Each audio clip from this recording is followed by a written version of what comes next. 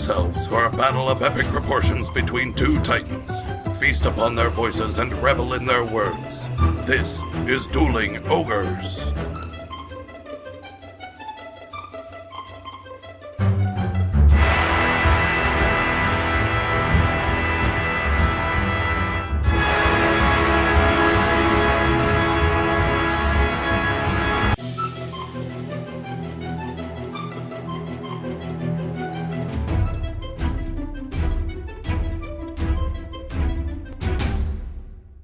Hello, Ogres, and welcome to episode 163. Thank you for joining us, as always, on this geriatric Tuesday evening. Earth date October 21st, 2018. I've gone geriatric. Yeah, you have. I'm your host, Remington Hitchcock, and with me, as always, is my co-host, Ghost Brandon Full. How are you, Ghost Brandon Full? Good. See, I was going to make a joke about being the young, sprightly Dennis the Menace one, and then you threw me a curveball with me being a ghost. Yeah, I didn't want you to get away with living longer than me. You son of a bitch. Even in your fan fiction, I die first. Is it from the years of drinking? No, it's from the stress of women. I feel like I'm just going to grow up to be Rodney Dangerfield. I don't know if that's a bad thing. Rodney was pretty popular. He was pretty popular for a little bit, right? I mean, he kind of died in obscurity. He died in an unmarked grave. He's not even dead, I don't think. Rodney Dangerfield has to be dead. All right. Okay, Google. Is Rodney Dangerfield deceased? Rodney Dangerfield died on October 5, 2004. Rodney Dangerfield died in Ronald Reagan UCLA Medical Center, Los Angeles, California. The cause of death of Rodney Dangerfield was surgical complications. I guess he is. I knew he wasn't still bebopping around. Hey, I'm over here bebopping around, huh? Just in my tie. Oh. That's Andrew Dice Clay. Yeah, wrong. Vaguely New York comedian. I want to be the Andrew Dice Clay of my generation. You're going to have to get a lot more edgy than you are, Brandon. Yeah. I'm also going to have to fight the real Andrew Dice Clay, who still performs. He still performs, still very much alive, as opposed to Rodney Dangerfield, and occasionally does film and movies. Does he still do film and movies? I recently saw him in Blacklist, of all things. Oh, really? Yeah. He played a doctor. It was a bit part, but he played a doctor, yeah. He played a plastic surgeon. He's got to be chomping at the bit over PC culture to, take a bite out of it, right? Not in that particular instance, no. Well, yeah, I don't mean, as a doctor. He's not SJWs. I just mean in general. No, he probably is just keeping his mouth shut because he knows he can't get away with anything that he used to be able to get away with. He still does stand-up, though. You can't put a muzzle on a dog like Andrew Dice Clay. Yeah. I mean, that dog don't hunt. I don't know. I guess I'd have to see his new material. See what he's doing. I'm going to go out on a limb and guess that his new material is very similar to his old material. Probably the same material. Oh, you think that he's not funny enough to come up with new stuff? Not really, no. I don't find him very funny at all. Okay. Well, that was all very anticlimactic. Then yeah, why did you talk so much about him? Why do you want to be the Andrew Dice Clay of our generation? I don't know, because he was popular for a while, and then he's But you didn't like any of his material. Yeah. I guess that's... I don't like most of what I say. I was going to say, I guess you don't really like anything that you say either. But... Yeah.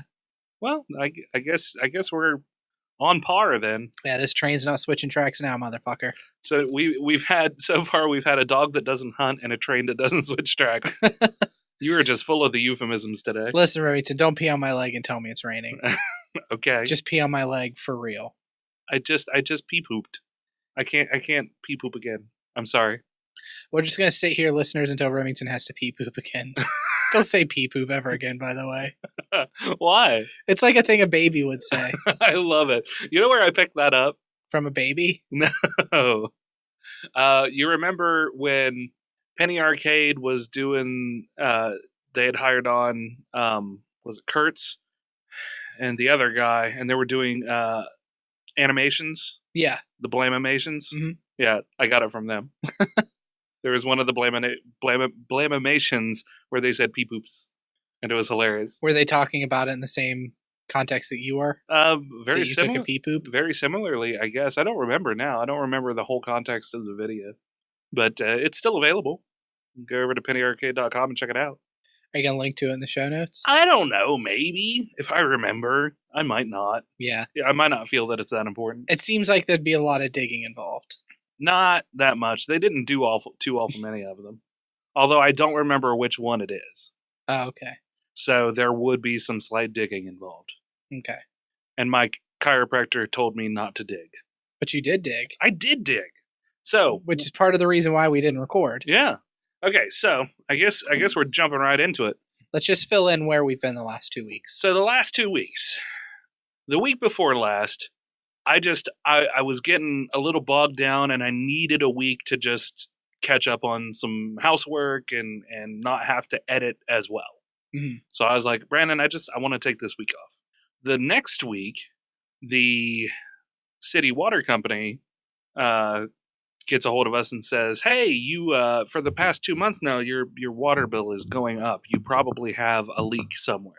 Well, the last time that they told us, it was our water bill is usually $45, and it went up to $70, which is a pretty good jump. Yeah, that's a considerable jump. But they were like, it's probably a toilet leaking.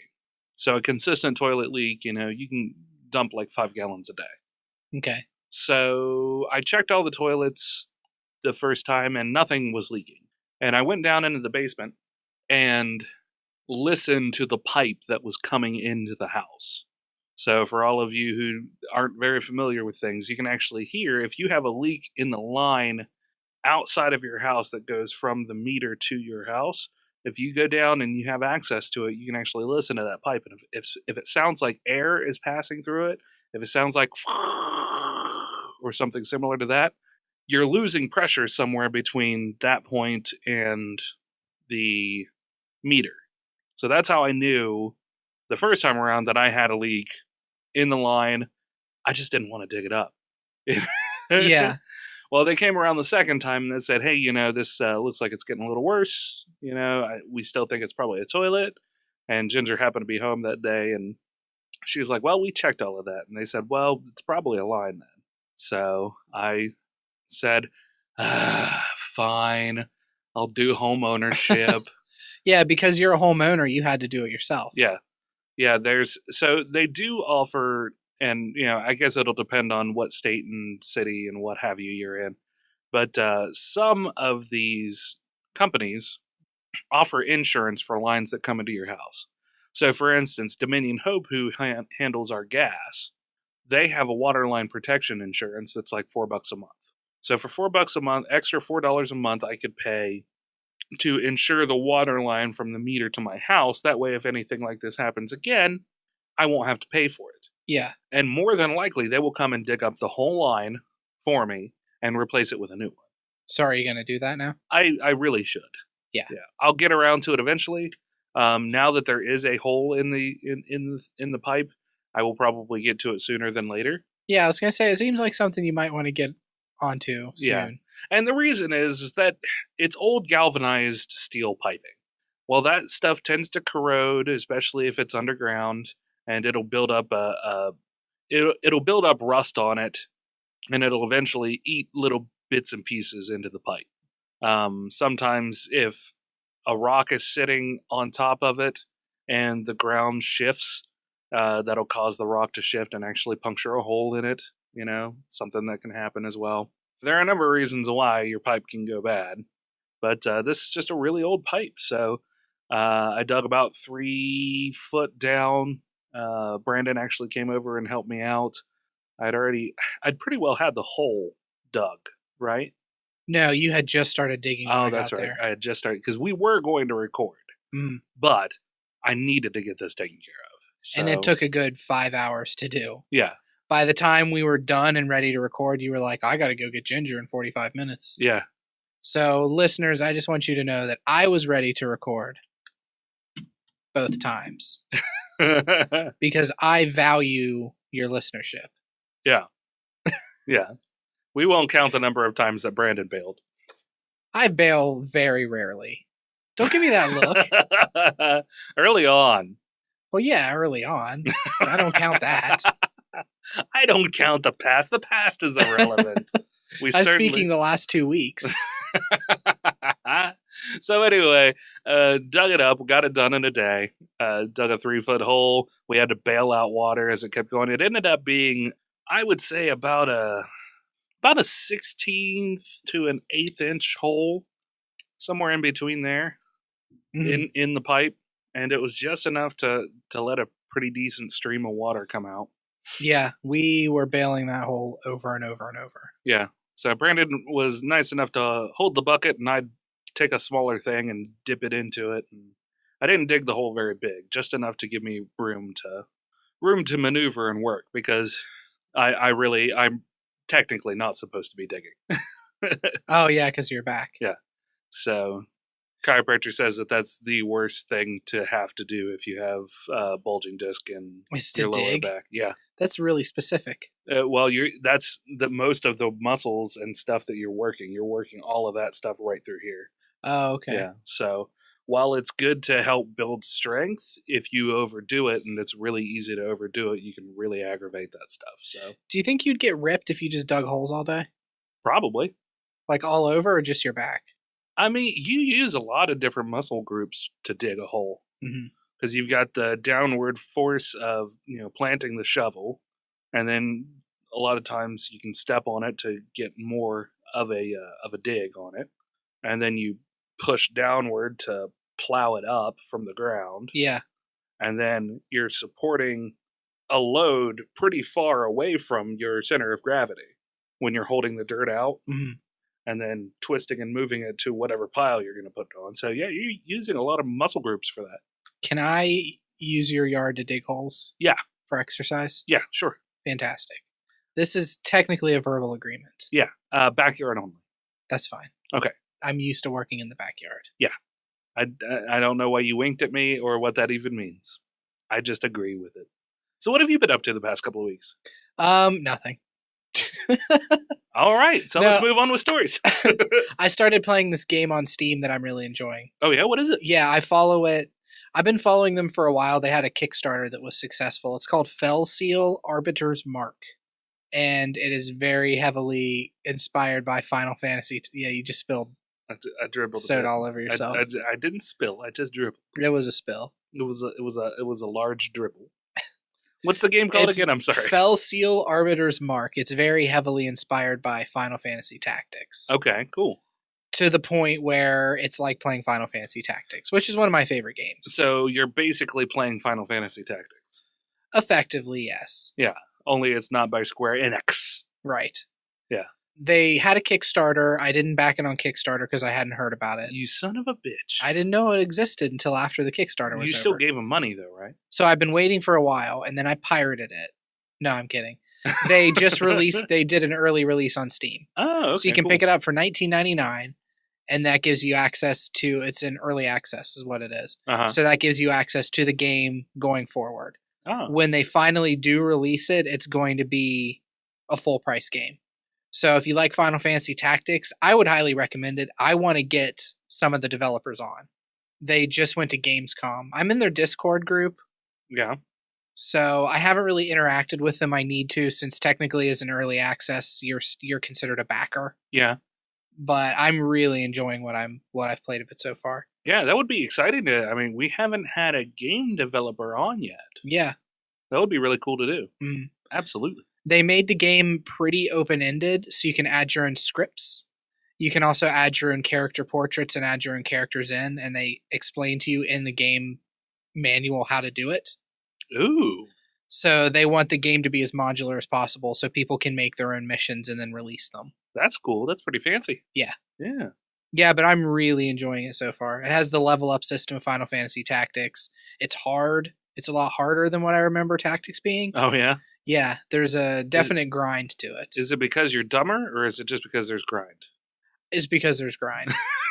I wasn't doing the grind. I was just doing missions in a row. Yeah. And they were leveling up with me. So every mission that I did was about equal to my level, which meant every mission was super fucking hard. I gotcha. So I've started to grind a little bit, so I'm like 2 levels above the main missions, which gives me a better chance because I'm not great at these kind of games. So it's not that the main missions flex with your level. They don't have a flex leveling system. Right. Okay. That's probably one of my complaints is the difficulty. Yeah. Although that could be one of the selling points. I'm not good at strategy games. I enjoy playing them. I'm just not good at them. Yeah. But the difficulty curve is definitely real. I gotcha. Oh, that's cool. So I've been doing that in between working and stuff. I've been doing that. I've been going to my local library a lot and checking out books too. Oh, yeah? So I've been reading some. I've been reading Joseph Campbell. Nice. Okay. Yeah, I was reading Joseph Campbell. Bree suggested I read him about the hero's journey and all that, about like finding your place in the world and life. Yeah. So I read some of that. Then I returned him and I got some comic books. Good. Yep. So I just finished Spider-Gwen. I don't know if you've read or know about Spider-Gwen. I don't really know much about Spider-Gwen now. It's not bad. Yeah. Yeah, it's alternate universe stuff. Yeah. I enjoyed it. It's like the first 5 issues of the Spider-Gwen comic collected together. Yeah. Mm-hmm. Cool. So yeah, that's what I've been up to. Very nice. So yeah, I'll totally leave a link for Fell Seal Arbiter's Mark. Mm-hmm. Down in the description below. You said it was $20? Yep, $19.99. Okay. It'll be more expensive, so if it's something that piques your interest, turn-based strategy with class-based leveling, other buzzwords, if it's something that piques your interest, I would jump in now. Developer is 6i Studio. Publisher is 1C Company. It has very positive reviews so far. The publishers or the developers are super active with the community too. Very, very active and take suggestions into consideration. They're patching it constantly with tweaks and stuff, so yeah. It's not a full game. I will say that. It's early access, so you're not getting a full game. You're not getting the full story. But you will if you pay this. Yeah. Yeah.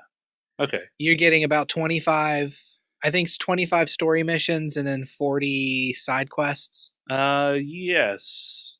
It says, why early access? Our goal with Fell Seal Arbiter's Mark is to create a fun, complex, and deep tactical RPG experience with over 40 unique maps, 25 classes, and 200 abilities. Fell Seal's scope is a vast undertaking. We're a small team of 2 developers, and while we're incredibly dedicated and passionate, there's still only 2 of us. And it goes on from there. You can actually read the full description over on store.steampower.com and then search for Fell Seal, and it'll pop up right there. So. Yeah, which is why I don't have high hopes of actually getting them on, because there's only 2 of them, and they're actively working on developing a game. Right. Yeah, but you got to do PR. Yeah. You got to do PR. And they certainly couldn't get any better than Dueling Ogres podcast. That's right. The goddamn right they couldn't. Did you surreptitiously underplay us? How dare you, sir? They're like, I want to be on a podcast. Why are they Italian? I don't know what nationality they are. I want to be on a podcast that talks about Andrew Dice Clay.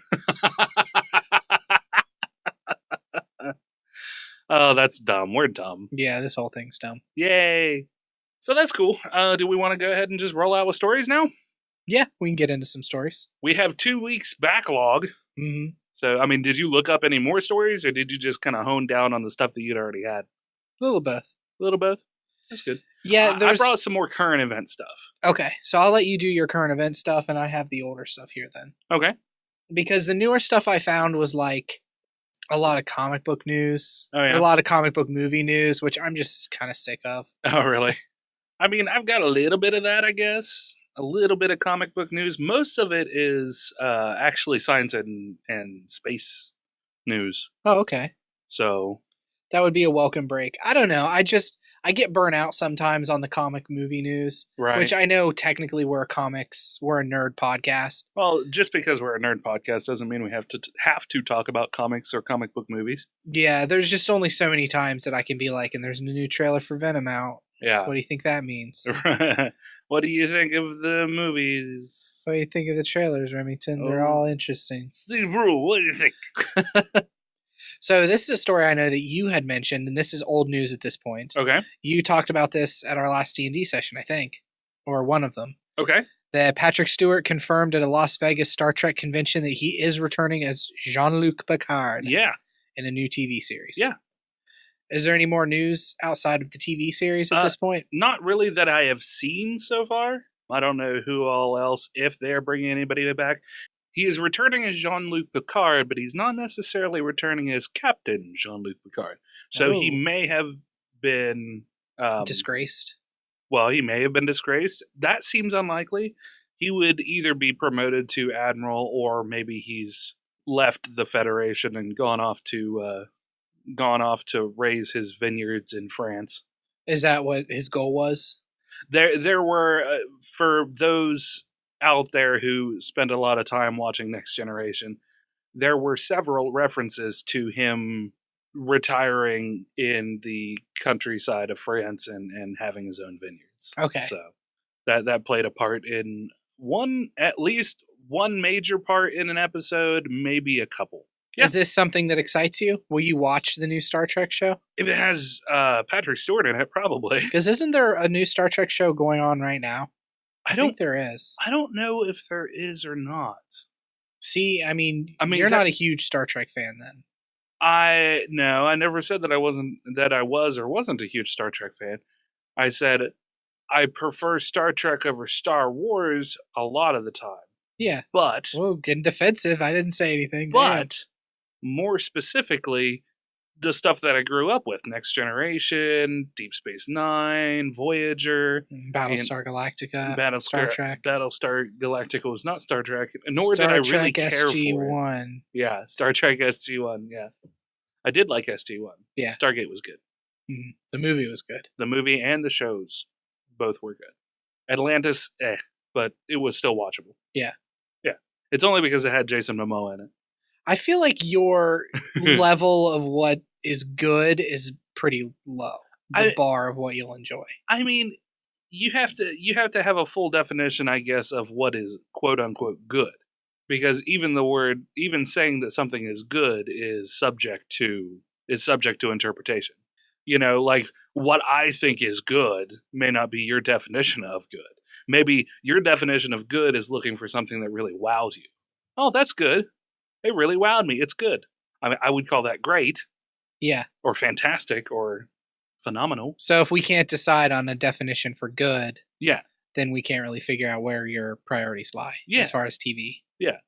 Good to me means it captures my attention enough for me to at least pay a decent amount of attention to it. See, I think we're on the same wavelength here then. Yeah. Because good to me means the same thing. Yeah. If I watch something and it keeps my attention, I'm like, no, it's good. Yeah. Like, I just finished the new season of Orange is the New Black. Right. I would call it great because I watched the entire thing in like a week. Yeah. See, I can't fold quote unquote binge watching into, I don't think, because I really don't binge watch anything. Yeah. Even if it takes me a week to do it, you know. See, which I don't know if you would call that binge watching. I guess to me it is. It took me a week, but it wasn't like every night I watched an episode. It was like over the course of a week, 3 nights I went through 13 episodes. Oh, so yeah, that would definitely be a binge watch. There was one day where I watched 5 hours of it. Oh, wow. To wrap it up. So, wow. Yeah. That's impressive. But I started it at the beginning of the week, which is why I consider it a week. Gotcha. And then, I mean, on top of that, you know, you like different things than I do. Mm-hmm. So, you're not... Affirmative action. You're not...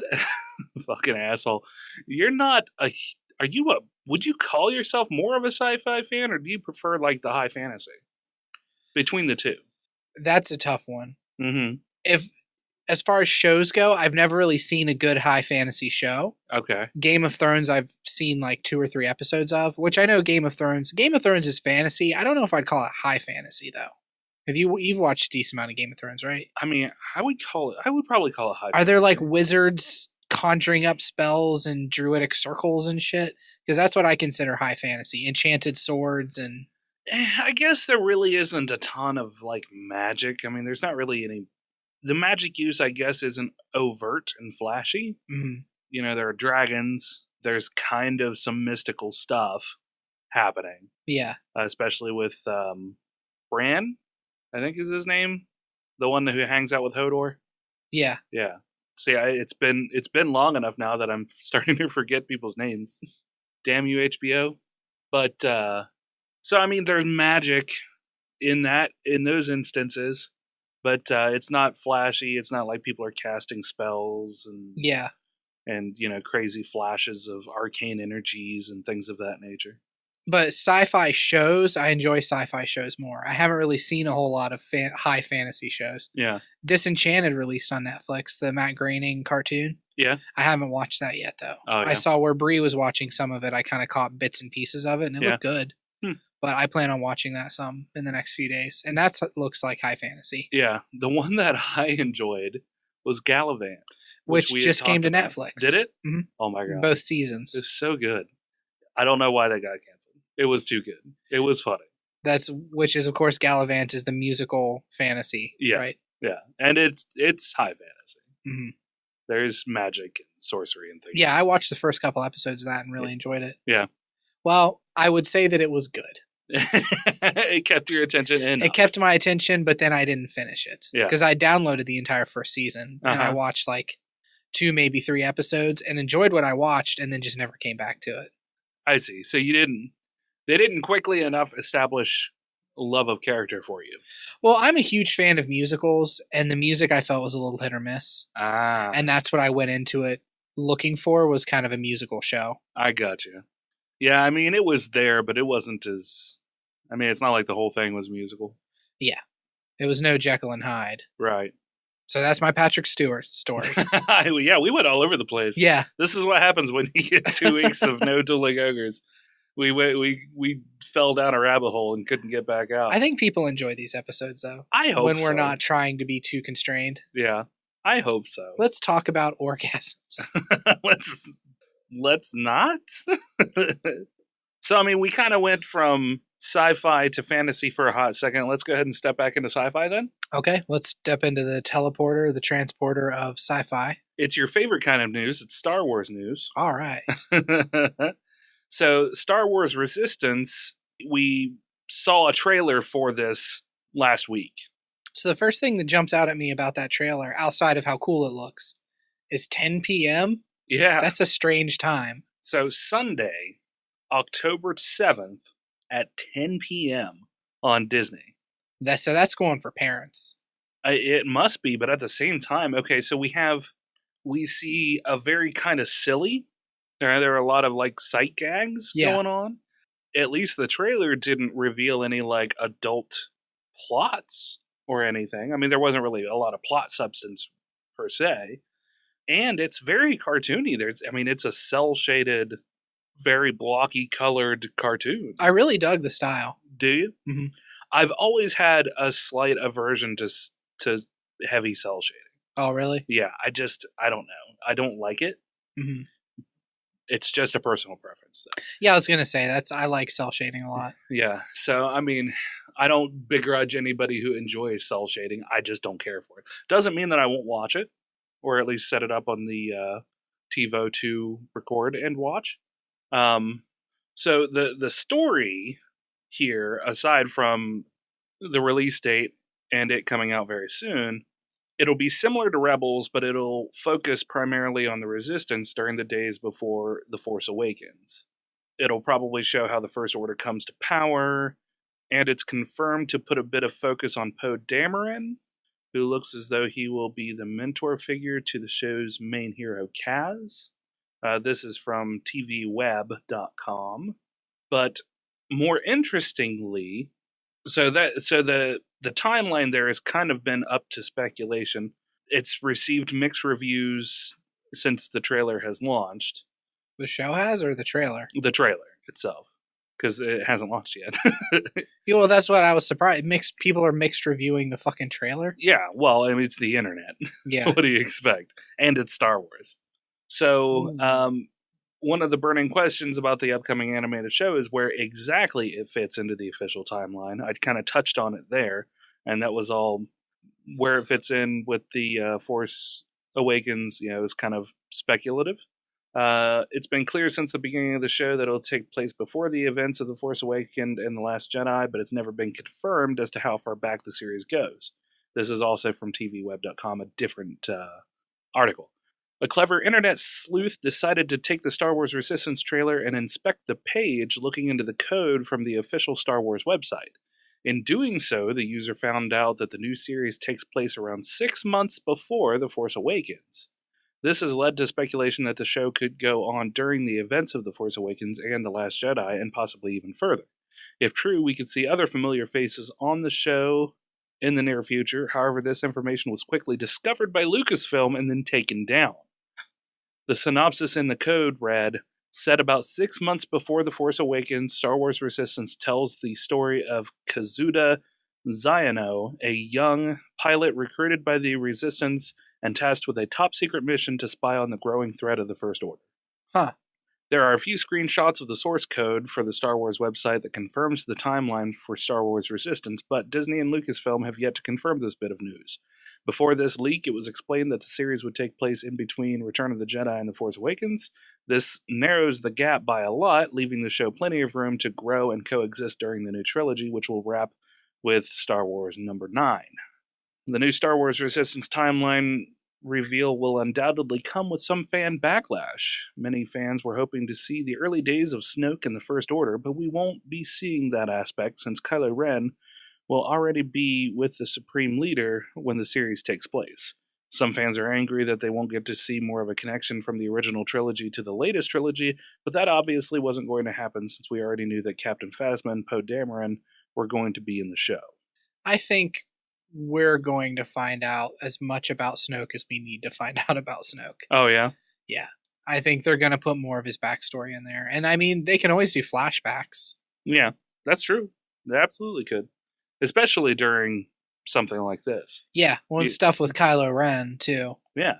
So I know people were speculating about the Knights of Ren and wanting to see more of that. Yeah.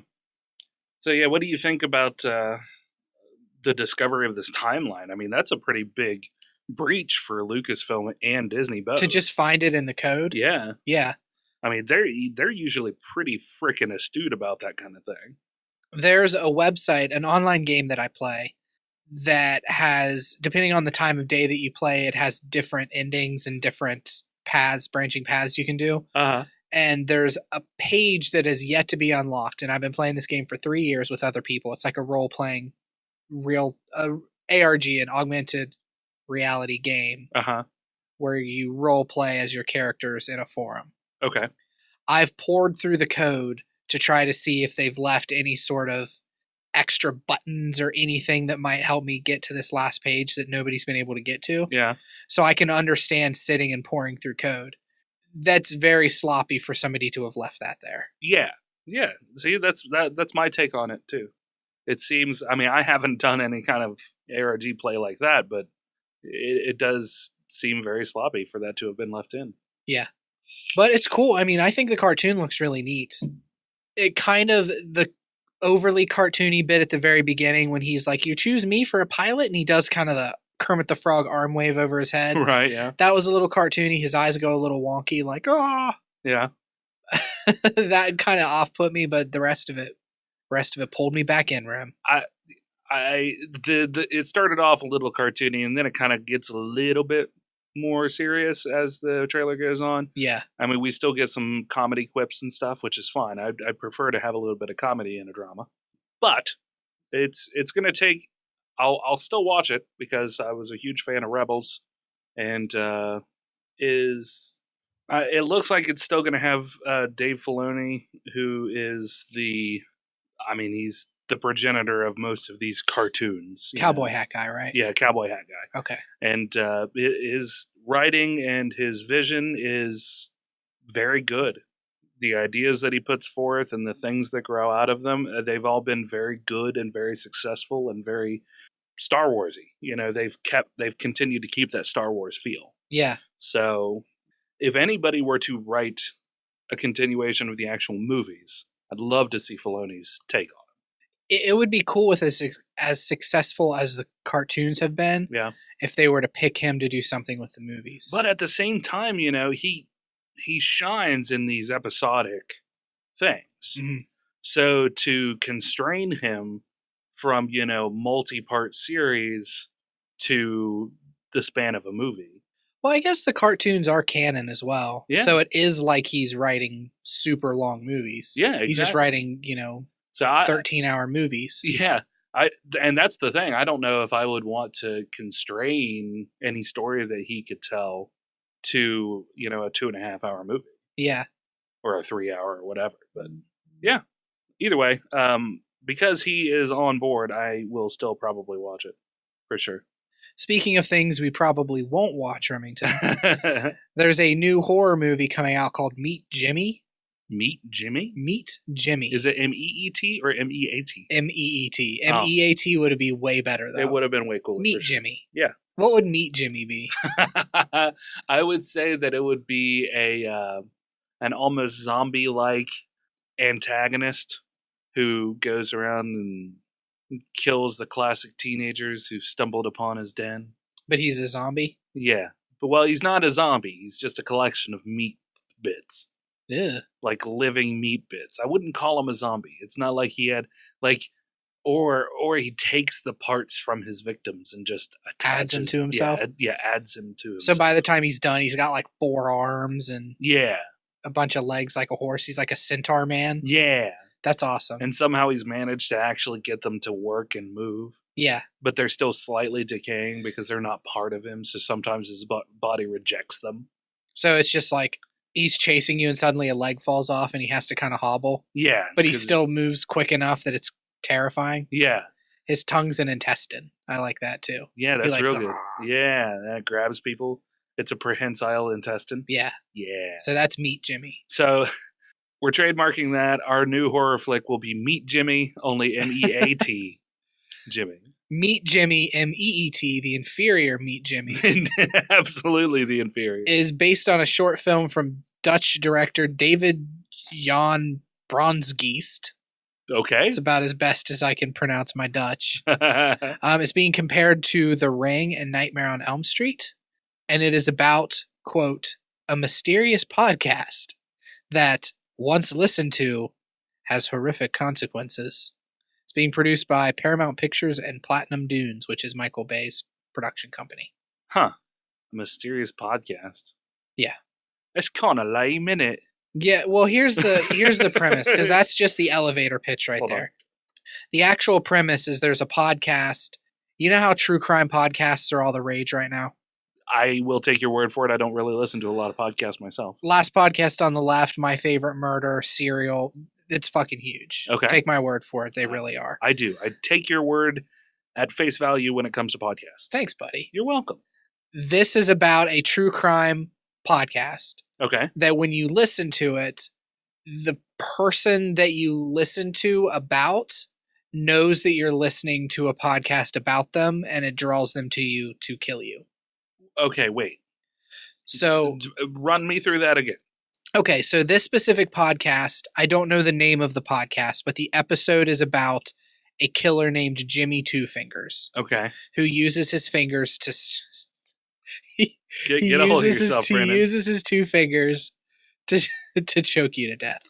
He shoves his 2 fingers down your throat, and that's what kills you. Okay.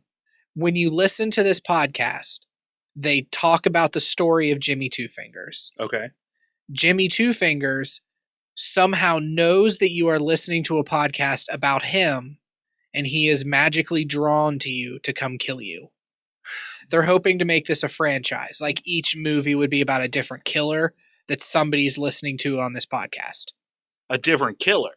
So like the next installment might be Meet Jorge. Yeah. And Jorge kills you by shoving Swedish meatballs down your throat because I don't want to be I don't want to sound appropriative. You didn't want to go like burrito or something. Yeah, exactly. Gotcha. Yeah. So Jorge shoves Swedish meatballs down your throat. We're going to go ahead and not trademark that one. That one's fair use. So, I mean, am I right in the... Yes. Okay. I don't know if it's going to be Meat X. Well, I'm just hungry. That's what's happening here, Brandon. Yeah. I just want meatballs or something. Man. So yeah, that's the basic premise. Interesting. Before we move on from this story, though, because I know you're chomping at the bit for your next one, right?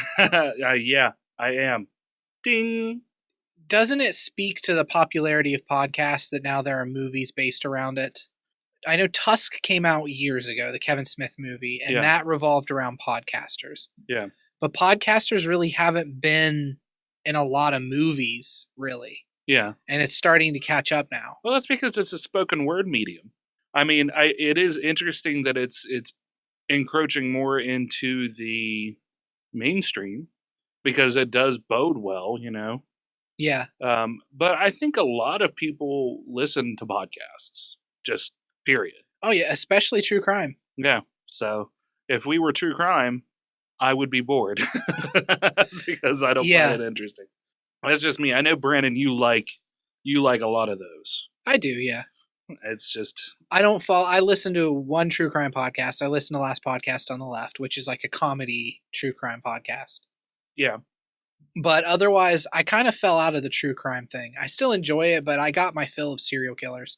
When you listen to some of because the Last Podcast doesn't shy away from the grisly details. Yeah. And there's only so many times I can hear and the child's head was found in the basement. Yeah. Before I'm like, okay, I've heard enough. Yeah. That's it. I just find it interesting, the podcasting. We've been podcasting forever. Yeah. Podcasting as a medium is now starting to become fully mainstream. Well, I actually have something that I can kind of segue off of this. I wasn't even sure if I was going to bring up this story, but it seems like a good way to go. Perfect. Yeah. Seg away. So I don't know if anybody else knows this, but I really like Google stuff. What do you mean? Like, there are a lot of apps and programs that Google offers that are very well built. They all kind of talk to each other for the most part, and they're all really helpful. Yeah. Google Drive, Google Keep for having notes, which I tried to get us to use, and we never really did. I use Google Keep. Do you? I don't anymore, but I did when you you tried to get us to use it. It just never synced up. Oh, okay. I got you. And then we kind of fell out of using that, but, you can tie it to just multitudes of things. You've got Google Analytics, you've got AdWords, you've got AdSense, which is the other side of it. It'll, check how efficient your website is for both desktop and mobile and let you know stats and things that you can change. You have your Google Documents and all of that goes along with those. The Google Play Store is where you get all your other apps. Google Fit, which ties into a multitude of training apps. They just got a new update as well, actually, which I haven't taken a look at yet, but I will while we're talking about this other one. See if it has pushed the update to my phone yet. Hold on. Okay, I'm not sure if they've pushed the Google Fit update yet. This is literally just news that came out today. So, but anyway, The Verge reports that Google is developing an experimental podcast app called Shortwave.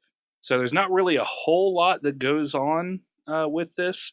Basically, they had recently filed a new trademark, which The Verge embedded below here, that describes it as allowing users to search, access, and play digital audio files and to share links to audio files. So they had reached out to a spokesperson from Google, and they said one of the many projects that we're working on within Area 120 is Shortwave, which helps users discover and consume spoken word audio in new ways, the spokesperson said. Like other projects within Area 120, it's a very early experiment, so there aren't many details to share right now. So you have used a lot of different podcast apps, right? No, not really. Have you not really? Okay. No, I had iTunes, and then I have Podcast Addict. Yeah. I thought that you had gotten to the point where you were kind of sick of Podcast Addict. I am. It's still one of the highest rated podcast apps. Oh, yeah? Yeah. Yeah, they've gone to full page ads. I'll turn on my phone and there's a full page ad that I have to X down before I can actually get into my phone. That's such a pain in the ass. Yeah. Do they offer a paid version that's ad free? Yeah. You just haven't taken the $2.99 that it cost to... It's $5. Oh, is it $5? Mm-hmm. Even that's a lot for a podcast app. Yeah, well, and I use it enough that $5 would be a good investment for you. Yeah. Yeah. I just haven't really thought about it. I have a hard time paying for apps. Yeah. I don't mind buying other stuff. I don't mind. It's just paying for apps. I'm like, oh, $2.99. Come on. Yeah, there is. I think it feeds into our hatred of microtransactions. Yeah. Because it kind of feels like a microtransaction. Especially when it's in your hand, when it's a phone in your hand and there's an app and they just keep throwing ads at you and like, hey, you want us to go away? It feels like extortion. Yeah. It's not, but it feels like it. I mean, it's kind of. You want us to go away, don't you? Yeah. You don't want these ads anymore. You know you don't. We got a fucking full screen ad when you first turn us on and a full screen ad when you try and turn us off. Yeah, like perfect example is Duolingo, which I used to take French, and I've actually been taking German now. Oh, nice. It's $9.99 a month for Duolingo Plus. Yeah. If you don't pay for that, there's ads fucking everywhere in it. Yeah. And Duolingo, I give a little bit more of a pass because what it's offering for free is fantastic. Right. I spent 400 days straight learning French, and I can read French at probably like a 3rd or 4th grade level now. Nice. All from a free app. Yeah. I'm learning German now, and I can read like I can recognize animals and somebody's drinking milk. Like I'm very, right. very early on in German, like I think 20 days into it. Yeah. But yeah, everything it offers for free, so I get by with the ads a little bit more. Yeah. But Podcast Addict, God, it just drives me nuts. You're just offering a podcast. Yeah, like come on, get over yourself. Yeah. I think that one of the most interesting things about Google is that 9 times out of 10 you don't have to buy anything in their app. And the ads that they do utilize are usually pretty out of the way. You know, they're bottom or top of the app ads. Yeah, well, I mean, they collect your data. That's really the payment they take. Yeah, exactly. So there's nothing on the internet that I do that I really care about getting out there. Yeah.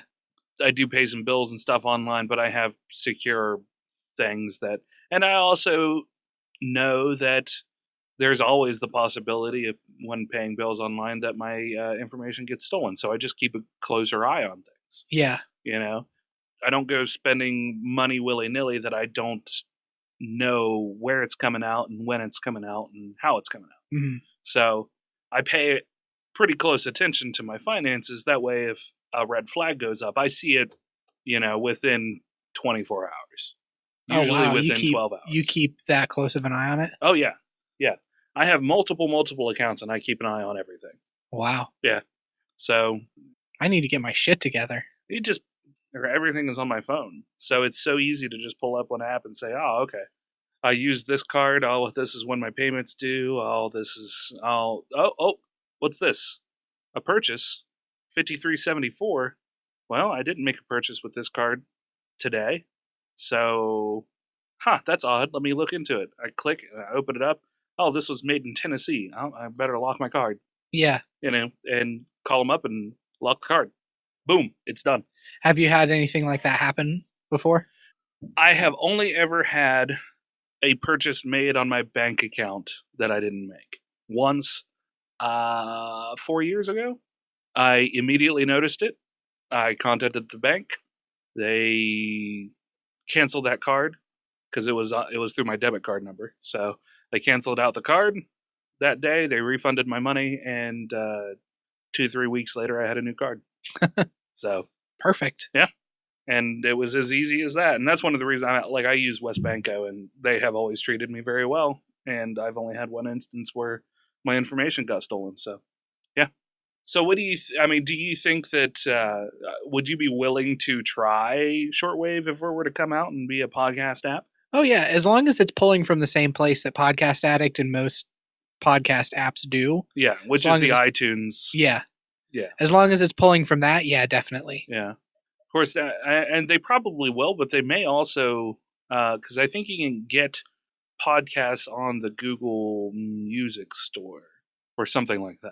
I think you can. Yeah. So they do have a way for you to listen if you're a Googleite like I am. I'm coining that term now. A Googleite? A Googleite. Yeah. It's like a neophyte, but a Googleite. I like it. Thanks. But a dedicated, especially considering like you were talking about the growth of podcasts over the past few years, I'd like to have a dedicated app, even if I wouldn't use it personally a lot. It would be cool to get your take on it and see how it compares to Podcast Addict. Oh yeah, when it comes out, I'll definitely give it a shot.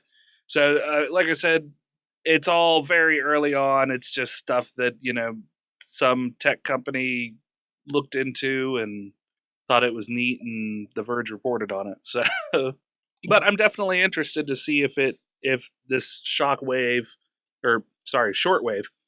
is a podcast app, and when it'll be available and how user friendly it's going to be. And see if this shortwave creates a shockwave. Yeah.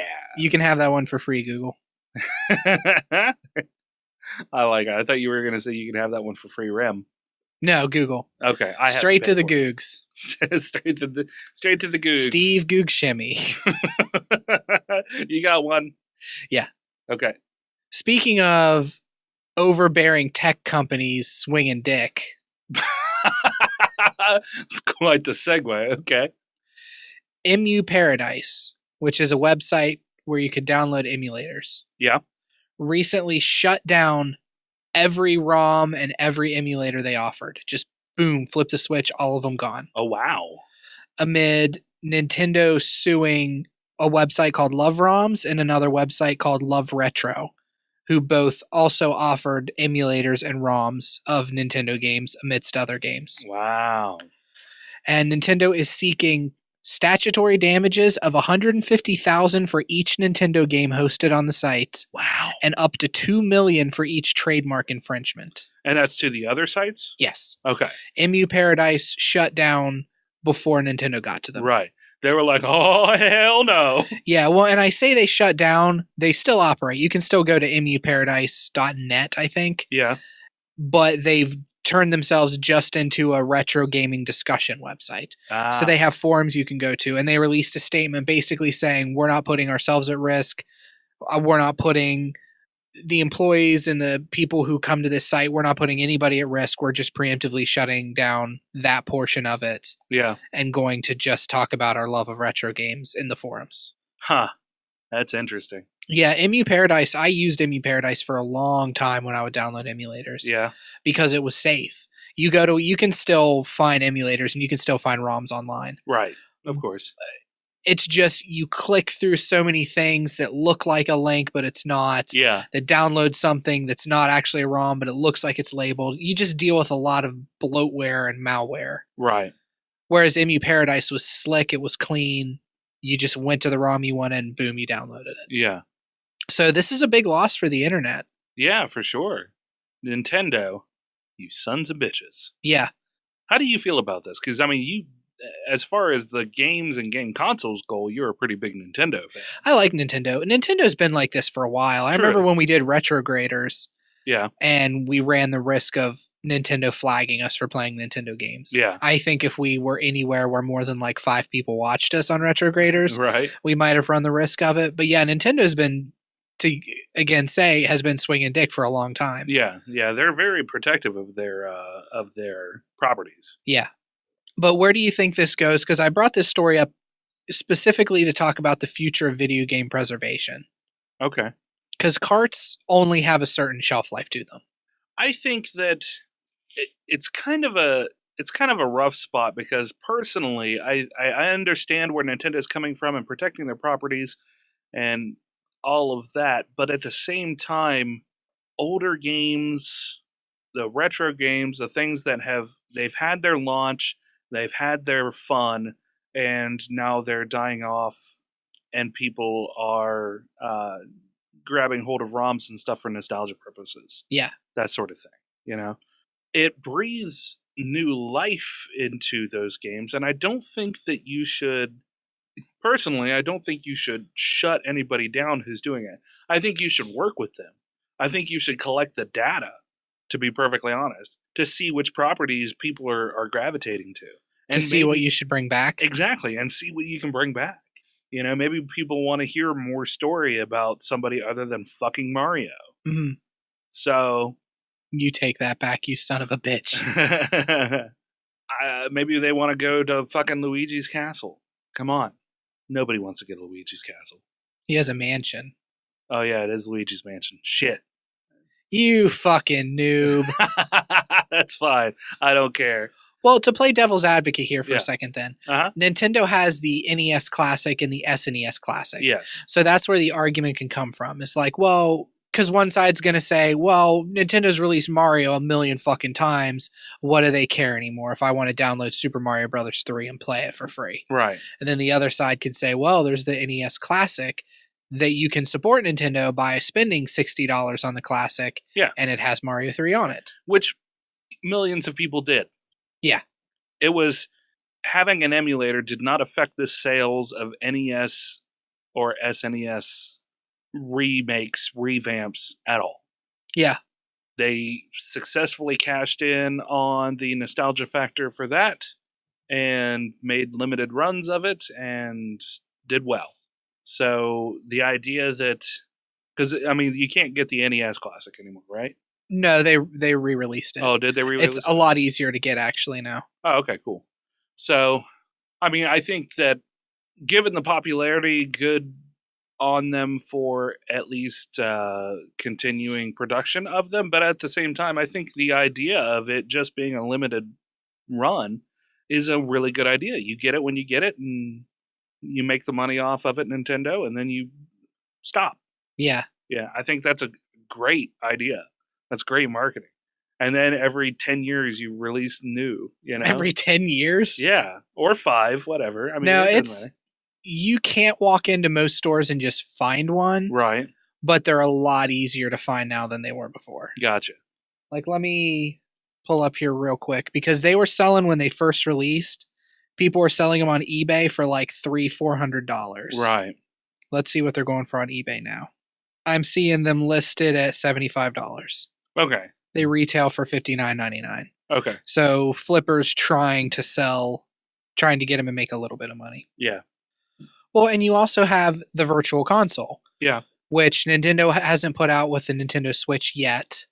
But with the Wii U, with the Wii, and with the 3DS, you had the Virtual Console where you could go in and buy old Nintendo games and old Super Nintendo games. Yeah. And play them again. Yeah. So they're still making money off of these games. I mean, shit, I bought Pokemon Gold and Pokemon Crystal both for $10 a pop when they re-released them on the Virtual Console on my 3DS. Wow.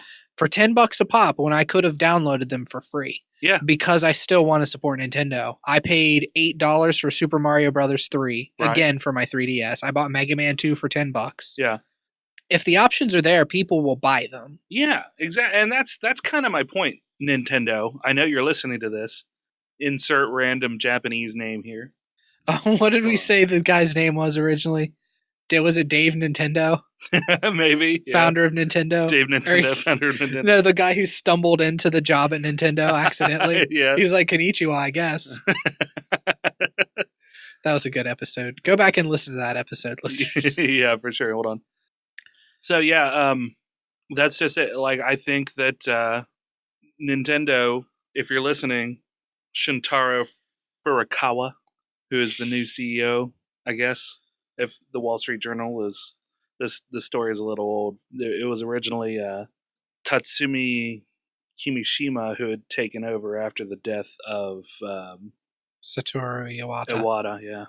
But anyway, if you're listening, there's no sense in that. Like, I get you're trying to protect your properties, but at the same time, you can still make money off of your old games, and you are proving that.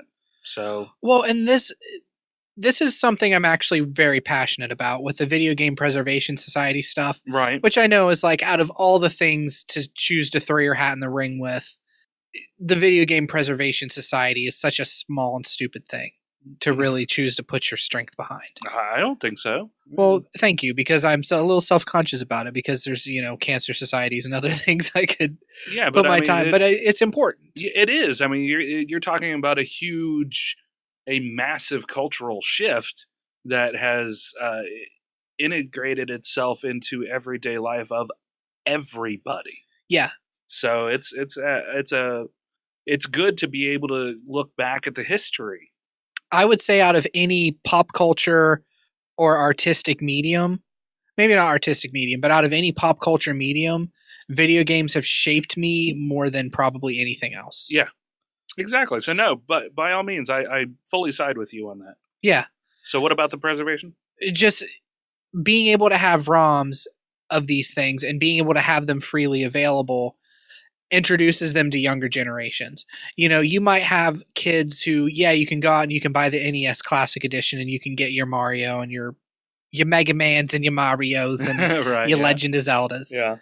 But what about the more obscure titles? Nintendo was suing them to take down everything. Yeah. Not just their first party titles. Yeah. So what about those third party Nintendo titles? The ones that you have never played as a kid? Yeah. Ones that you did play and had great memories of, like DuckTales and stuff like that. Right. Just because it was on their platform. Yeah. And that's kind of bullshit too. Like, where does Nintendo get off? You know, if Capcom wants to say, no, you can absolutely upload our ROMs. Who's Nintendo to say, no, you can't? You know, it's because you're using a Nintendo emulator. That might be it. I was going to say, because I could be wrong on Nintendo trying to take down third party titles as well. Yeah. But Nintendo had a very weird, the way you put titles onto Nintendo and the NES was very weird. It was like everything was developed second party. Yeah. Nintendo had to have a hand in how it was developed. Yeah. Gotcha. So it was very strange there. Well, it's even expanding this conversation a little bit to streaming. You know, Nintendo has been known to cease and desist for people play, YouTube videos with Nintendo properties in them. Yeah, they had that partnership program that probably is still going on, I guess. I don't know for sure, to be honest. Where you had to partner up with Nintendo to not get them to just completely take your revenue. Yeah. I don't know how hard they've gone after live streamers, but I have heard, unless I'm completely wrong, unless I'm getting it confused with YouTube, which I could be, that, there have been cease and desist sent to some streamers on Twitch as well. Yeah. For Nintendo games. I wouldn't be surprised. Nintendo guards their properties aggressively, which there's nothing wrong with guarding your properties aggressively. But I will also say this.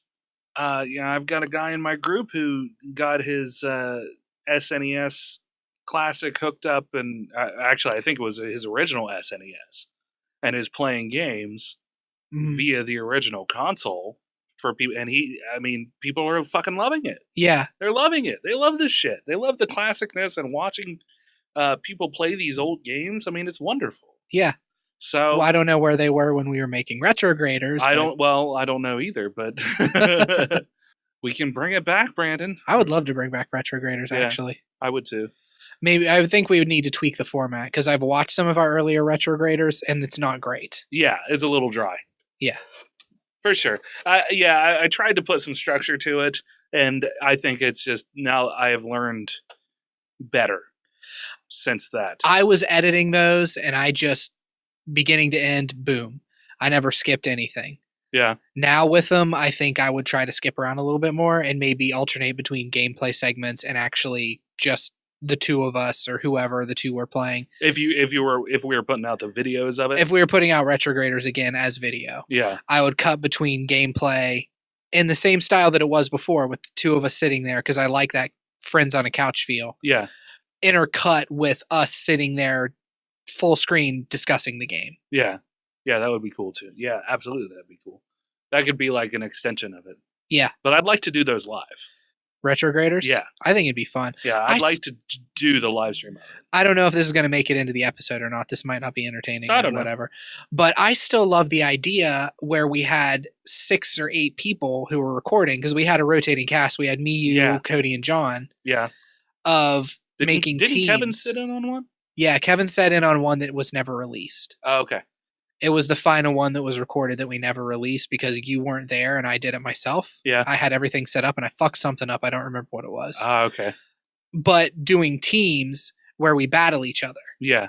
I still think that would have been awesome. Like reality show style. Yeah, totally.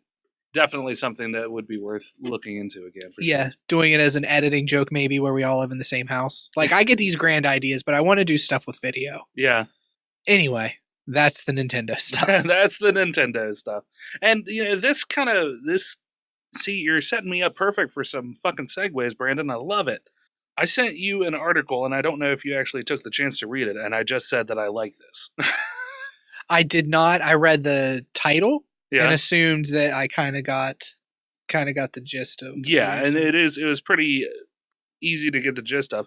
So I sent Brandon an article from, I think it had showed up on my feed from the Schmo, the Wizard in the Wardrobe, Keisha. Yeah. Her page that she shares out all kinds of fun, nerdy, geeky news. She shares a lot of stuff from comicbook.com. She is, if you haven't liked Schmomo News, go and do that. She is, as of this recording, 7 likes away from 700. Wow, very impressive. That's awesome. So this company, appropriately named Drink Company, has apparently popped up with theme restaurants before. They recently popped up with a Rick and Morty themed bar in Washington, D.C. that was promptly shut down by Turner Broadcasting and Cartoon Network. They tried, the Drink Company apparently, allegedly, tried to figure out, some usage rights, So, okay, let me rewind a little bit. Drink Company opened up a pop-up bar called Wubba Lubba Dub Pub. Yes. Turner sent them a cease and desist because of copyright infringement. Drink Company tried to negotiate to get rights to do it. According to Drink Company, an agreement was reached, but Turner Broadcasting changed their minds, threatened them with exorbitant fees, and then took everything off the table and refused to talk any further. Yeah. They said they would be forced to lay off their employees and suffer a massive financial hit, which there's 2 parts to this. Number one, if you're going to pursue a pop-up bar that is themed in such a fashion, especially around a property, you need to go through the proper things to do so. You need to approach Turner or whoever owns the property and say, hey, I want to do this theme bar. It's only going to last, we're only going to pop it up for 2, 3, 6 weeks or whatever, and then we're going to move on to something else. Can we get some usage rights to do so? That's the way you should do it, first of all. Before you set anything else up, before you start spending money on a 25-foot statue of a homeless man from the show and hand-sewn Meeseeks dolls graffiti artwork, all of this stuff. Super awesome, crazy idea. I love it. Go through the proper channels. By the same token, wow, Turner. I mean, shit. Yeah. Like, this goes back to that property protection thing. Further down in the article, I don't know, I don't think it was the same company. Oh, no, they did. They had previously operated a Game of Thrones themed pop-up in the same space. Netflix issued a playful cease and desist to the Upside Down, which was a Chicago pop-up bar themed to hit sci-fi / horror series Stranger Things. The streaming giant requested the bar owners to not extend the pop-up beyond its 6-week run and to request permission if ever attempting another bar inspired by a Netflix property. So they let them do it for Stranger Things. But we're like, if this ever happens again... Yeah, you can only do it for this long because, we want to protect our property. In their statement, Netflix said, it's important to us to have a say in how our fans encounter the worlds we build. I think that's absolutely fair. Yeah. It's their property. They have the right to say, oh, this particular drink is it seems a little uncouth for what we were actually looking for. Let's redesign that and do something else, rename it, whatever. Yeah. I think that they reserve the right to protect their property in such a fashion.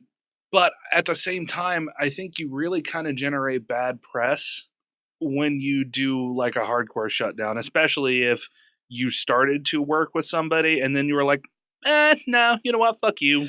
Yeah. Like that really leaves a poor taste. And that's shitty of Turner Broadcasting to do. Yeah. I also am amazed that this drink company can continue to operate. Right.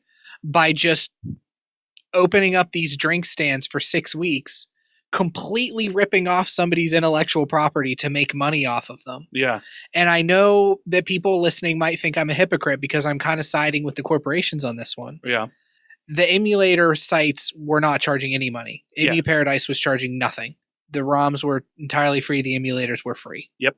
This is a company that is operating off of just borrowing your intellectual properties to make money for themselves. Yeah. Like if a bar popped up suddenly that was the Dueling Ogres bar. Yeah. I mean, like in a million years this would ever happen, but let's just pretend here for a second. Right. And they have the Remington, the Harry Remington, and the Angry Brandon, and they have jokes like poor Asian voice jokes. Yeah, whatever they have there. Yeah. I'd be writing them a letter. I'd be like, excuse me, are you really trying to make money off of something that I created without consulting me or anything? Yeah. Now the Rick and Morty one's different because it sounds like they opened the bar. Yeah. Then Turner Broadcasting got a hold of them, so they shut the bar down for a week while they discussed things. Then they reopened, and then Turner said immediately, no, forget everything we said. Yeah. So they don't ask before they do it. They just do it. Yeah. And then hope for the best. And that's the problem that I find with it. Is like, if you're going to pursue it, go for it. Pursue it. Get a hold of the company and say, can I use your property? Yeah. Because they reserve the right to at least get some of the funds from that. Because it's not your fucking idea. You're ripping it off somebody else. And there is a part of me that likes what the drink company's doing because I like that sort of guerrilla style, not marketing, but that sort of fuck the man guerrilla style. Let's set up a bar with this theme because we think it's cool. Yeah. But I can support the idea behind it, but you have to go through the proper channels. Because not necessarily because fuck the man, but because the man can fuck you. Yeah. You know?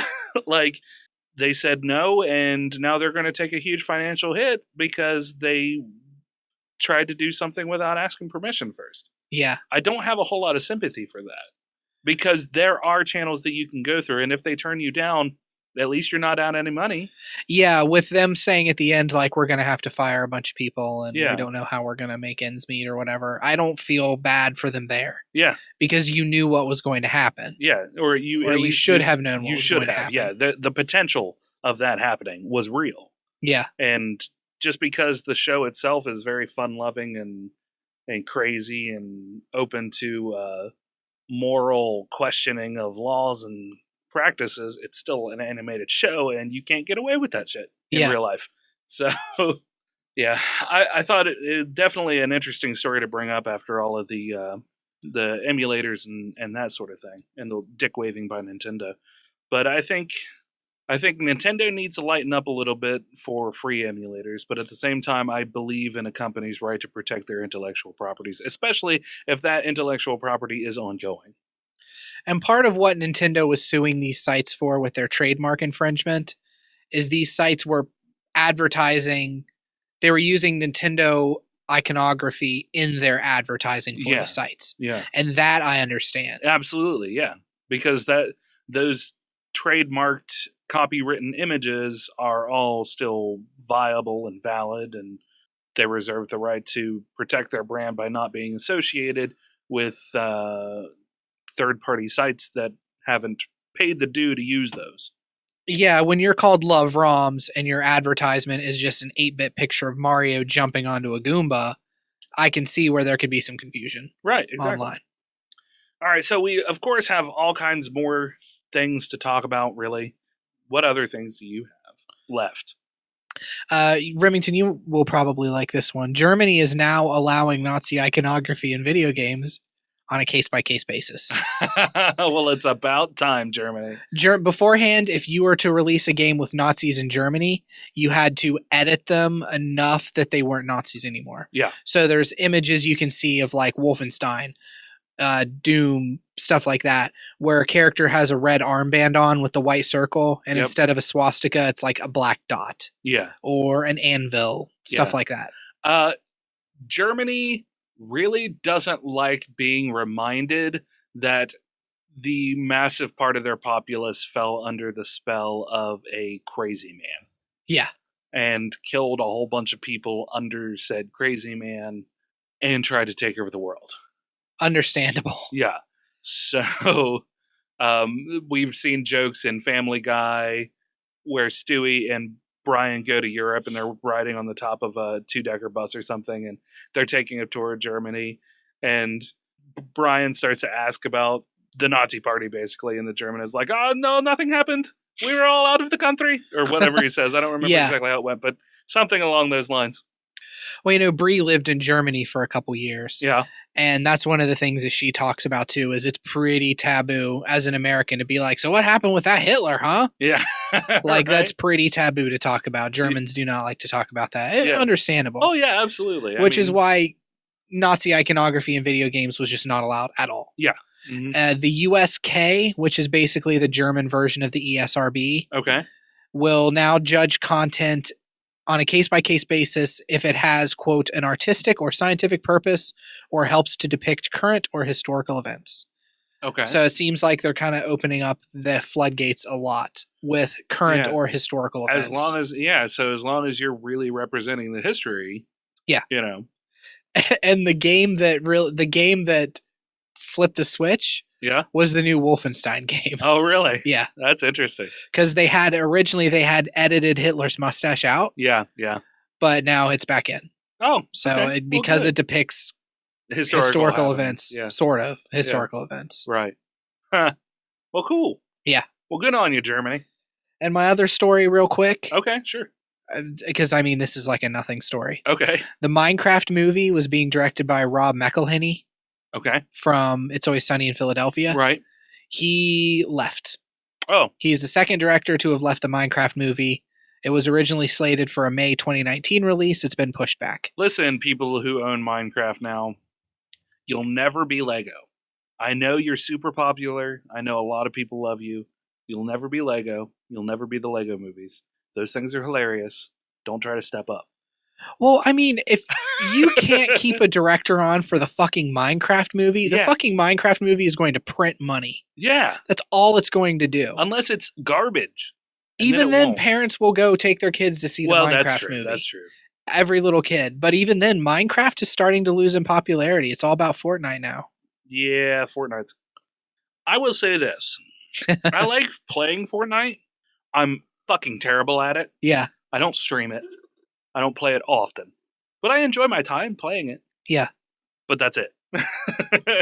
And you will probably not ever see me stream Fortnite unless I have a drunken stream night and I decide, you know what, I'm going to go through a bottle of alcohol and play some Fortnite and just let people enjoy me be bad at Fortnite. Shut up. Quit texting me in chat now. Yeah. So you said you have a beautiful story? I have a beautiful story. Yeah. This is a real shitty story, Brandon. I'm prepared for it. Okay. So this story revolves around James Blunt. James Blunt is currently on his After Love tour, and he was apparently late to a concert. What? Yeah. So, I mean, of course, that is shitty. That's relatively unprofessional of a performer to go on late at a concert. It does happen, you know. It happens almost every concert I've been to. The performers, are on stage late. Yeah.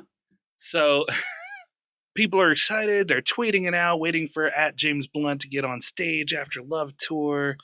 James follows up with a tweet, simply saying, "Running late. Sorry, I've got the shits."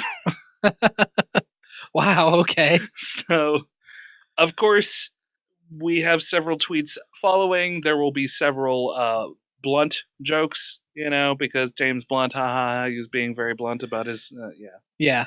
I get it, because his name's Blunt. Yeah. We have somebody who parodied lyrics for his song, "My colon's brilliant, my stomach's pure, I ate something dodgy, of that I'm sure. Brought a sandwich on the subway, it was chicken, cheese, and ham. I'm gonna get no sleep tonight, I'll be locked in the can. You're poo-too-full." Poo-too-full. Poo-too-full. Another one said, "Not called Blunt for nothing. Carrying on undeterred." You put that bluntly. "Your booty full." Thanks for sharing, but TMI, James. So, very short, very dumb. Gotta love cheeseburger.com for stupid fail blob things. I'll give it to Mr. Blunt. Yeah. I mean, kudos to you, sir. At least you were honest about why you were late. Yeah. Well, I don't know if anybody will care, but I have the shit, so I'll be on... By the way... pardon me. My anus... My anus is dribbling right now. I will be on stage forthwith, giving a mo. Oh, man, I can't imagine having the shits and being a performer. Oh, right? Yeah, that would be rough. That'd be pretty terrible. Yeah. Listen, just wear a diaper on the stage. The show must go on, Brandon. That is a true and consummate performer right there. Wearing a diaper? Wearing a diaper on stage. If I shit on stage... Yep. And call it out, too. Just be like, listen here. All right, everybody. I want to let you know my stomach is in knots right now. I feel garbage. I'm going to perform because I love each and every one of you because you've spent money on me. I'm wearing a diaper. There's no shame in that. I've got the dribbly poops. Maybe there's a little shame in saying dribbly poops. I'm making the Peepoops out of my buttholes. I think I would leave if I were in your audience right now. I just want to hear him sing beautiful, and he's talking for 10 minutes about the Peepoops out of his dribbly hole.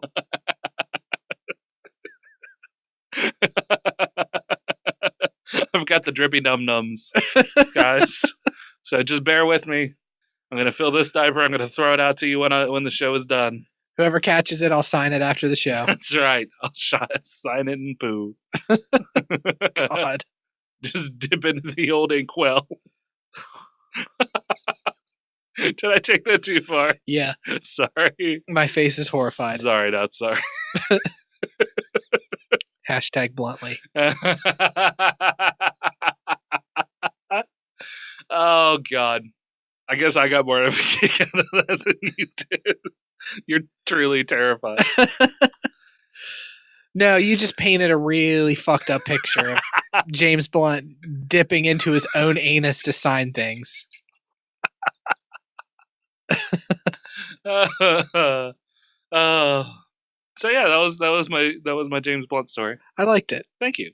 As for the rest of you, if you have any questions or comments or you'd like to hear yourself on air, you can call us at 978-DU Ogres. That's 978-386-4737.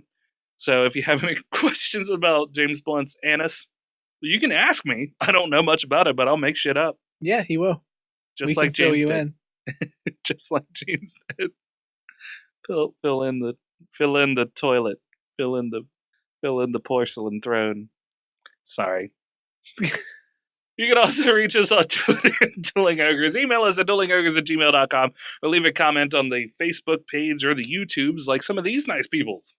Viscount Terry W. Irvin II said, if Brandon managed to get a Black Lotus card, he could sell it, open a new blockbuster franchise, which is a great idea, Terry, plus buy a bunch of used DVDs and videotapes for stock, give all the reporters Dueling Ogres shirts who come to visit it, when it becomes the last one, and, with the cash left over, give Rim a little to buy a few more stocks. Oh, and if you do all that, I want permission to place a red box outside your Blockbuster. Fair enough. Man, he really got into the business idea of this whole thing. Yeah, he did. And the Diamond Man Stephen Hines commented and said, new shirt idea, Dueling Ogres, riding the Coke train. Or Dueling Ogres, you're going to put a beaker where? I'm glad Brandon's settling into his new digs. Hopefully James Gunn will get reinstated. Those ducklings are adorable. Yeah. If you want to know what the fuck Steven's talking about, listen to last month's episode. Right, yeah. And see, because otherwise it just sounds like a word salad. We also had a few from Plutonian and Dwarf Dragon on following up with their own thoughts about the Black Lotus. You have to keep the Plutonian said, but you have to keep the Black Lotus as your rainy day fund. Dwarf Dragon responded to him saying, if I had a Black Lotus, I would sell that thing in a heartbeat and save every penny. They had a little bit of a conversation, so I figured I'd just read it. I mean, why not? Yeah. Plutonian said to Dwarf Dragon, but if I find when you have money saved up, that's when things that cost you money start happening. That's the fucking truth. Yeah, and that's exactly what Dwarf Dragon said. So true. So, yep, whenever you get money, that's when shit happens, and you have to spend that money. Mm-hmm. I will probably be releasing some videos as well here very shortly about the gameplay. Both of those guys are in my streaming team, my streaming community. Dwarf Dragon T and Plutonian. Both stream on Twitch. Dwarf Dragon is super adorable. Plutonian has his very dry humor funny moments. Okay. So I love them both. Thank you both for listening.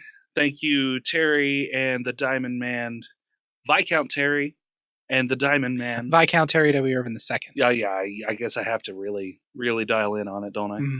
Viscount Terry W. Irvin II and the Diamond Man, Stephen Hines. Thank you all for listening. Much appreciated. Thank you for the comments. Yes.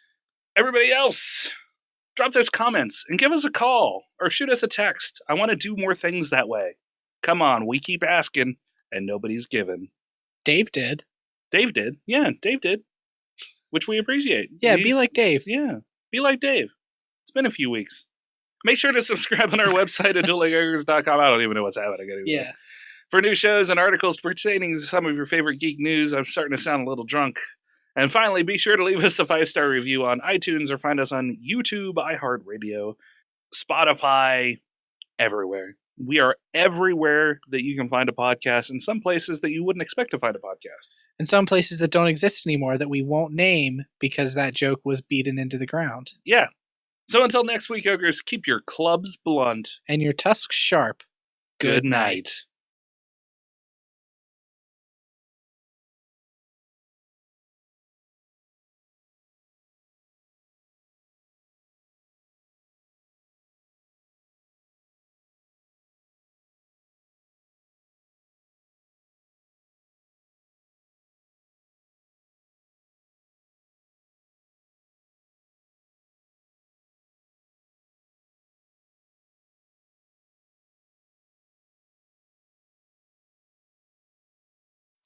Who's texting me? Who's texting you? Who is texting you, Brandon? Rubber baby buggy bumpers, rubber baby buggy bumpers, rubber baby buggy bumpers, rubber baby buggy bumpers. You try doing that. Bet you can't. Rubber baby buggy bumpers, rubber baby buggy bumpers, rubber baby buggy Shit, bumpers. He's doing it, guys. I did it. You did it only 3 times. I did it 5. Rubber baby buggy bumpers. Oh, rubber baby buggy bumpers. What voice was that? Because it certainly wasn't the bad Asian voice. Rubber baby buggy bumpers. You sound like one of those cool Japanese like gangster guys, but he's the cool one. He's not like the uptight one. Yeah. Yeah. Pretty cool. Pretty cool. It's more cat hair on this mic than there is in this whole room. Yeah. Yeah. My mic's pretty clean. Yeah. That's because yours stays in the closet most of the time. You stay in the closet most of the time. I do now. Oh, I'm so excited. Now I just need the foam. Yeah. Because you can still hear a little bit of an echo in the room. Mm. But it's not super terrible. I don't think it sounds that bad. Yeah. I dropped my keys on the floor and it sounded like no echo. Yeah. It is really hard to pick up unless you're really listening for it. But you can hear just the faintest, like, reverberation of my voice. Mm-hmm. If you can pick it up. I don't know if you can. Your ears aren't the same as my ears. So, my ears don't work so good no more. My ears don't work so good no more. I like how my nose is trying to explode off my face. Because it knows we're about to record. Yeah. It's always how it works. That's a nice shirt, by the way. Thanks. It's a work shirt. It is. But still, like, I don't know. It's weird because they have t-shirts and everything. And that one's a polo. Yeah. So. We have 4 different kinds of shirts. Really? Mm-hmm. Do you have tank tops? No. Why not? I mean, we have 3 t-shirts and then a polo. Oh, okay. That's not nearly as cool. You 4 different designs. You need a deep V. I could try to make this a deep V. All of you need a deep V. Especially Dan. Dan would probably be the only one who'd wear it. Yeah. I'd wear a deep V. Would you? Yeah. You feel comfortable enough to do that? Yeah, sure. Cool. How deep of a V are we talking? I mean, we're talking like to the navel? 4 inches above the navel. Oh, wow. Yeah, that's like right here. That's a pretty deep V. That's the deepest of Vs. Yeah, that's about as deep as you can go with a V. Yeah. You don't want to get a V any deeper than that. No. Then it's just like throwing a hot dog down a hole. Stay classy, Rim. I made the jokes. I made the joke about the vagina. I made the vagina jokes. I need a word. Vagina. We're not doing vagina. Now all you can think about is vagina. Yeah, I just got vagina on the brain. Yeah. Geriatric? Are we geriatric? Is it? All right, I guess we're geriatric. There's no rhyme or reason to it. It's just the first word that came into my mind. I go from vagina to geriatric. Makes sense. Are you trying to tell me that you can't get it up anymore, Brendan? Not without thinking about geriatric vaginas. Oh, gross. There's nothing gross about that. You don't think geriatric women deserve love too? Oh, they do deserve love, just not from me. Just not from me, Brendan fool. Not until I also get geriatric. Of course, given my history, I will likely always prefer the younger ladies. It was like watching surgery. Oh yeah? Did it get you aroused? Yeah. Good. Because your can looks like a geriatric vagina. You mean the Mango Loco can that has all of the skeleton. The fantastic Spanish skeleton art on it? Hispanic. Did you just whisper Hispanic? Yeah, I don't know. Hispanic. Hispania. Ooh, Hispania. You ready? Yep. Okay, you stretch your butt. Just wiggle that butt. Stretch my butt, right? Okay, I'll get on helping you stretch your butt. Just gonna stretch them cheeks. I'm just gonna ply them like putty. Yay! I'm gonna keep mentioning that joke being hammered into the ground, by the way. Okay, fair enough. For another couple episodes anyway, or until I forget. All right, sounds good.